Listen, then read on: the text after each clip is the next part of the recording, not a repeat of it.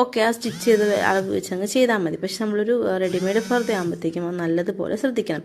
ഇപ്പോൾ ഇതിൻ്റെ ഷോൾഡർ നമ്മൾ നോക്കുമ്പോഴത്തേക്കും 17 ഇഞ്ച് ഷോൾഡർ ഉണ്ട്. ആ 17 ഇഞ്ച് ഷോൾഡർ എന്ന് പറയുമ്പോൾ അതിൻ്റെ പകുതി 8.5 ഇഞ്ചോളം വരും.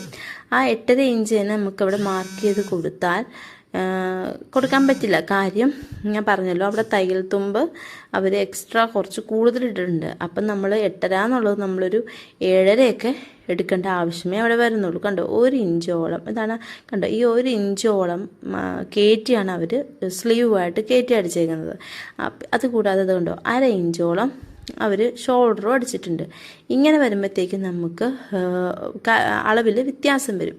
അതുകൊണ്ടാണ് ഞാൻ പറഞ്ഞത് ഇവർക്ക് ഒരു 7.5 ഇഞ്ചോളം അല്ലെങ്കിൽ 8 ഇഞ്ചോളം ഷോൾഡറിൻ്റെ ആവശ്യമേ വരുന്നുള്ളൂ.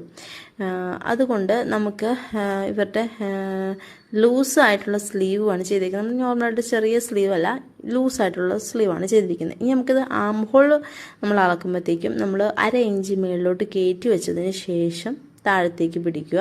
എന്നിട്ട് നമ്മൾ ആ സ്റ്റിച്ചിങ് വന്നിരിക്കുന്ന ഭാഗം ഉണ്ടല്ലോ, അങ്ങോട്ടേക്ക് നമ്മൾ ടേപ്പ് ഒന്ന് വളച്ച്, അതായത് എൽ ഷേപ്പിലൊന്ന് വെച്ച് കൊടുക്കുക. അപ്പോഴത്തേക്കും നമുക്ക് ഇവിടെ 8.5 നിൽക്കുന്നത്. പക്ഷേ ഞാൻ പറയാമല്ലോ, 8.5 കൊടുക്കേണ്ട ആവശ്യം അവിടെ വരുന്നില്ല.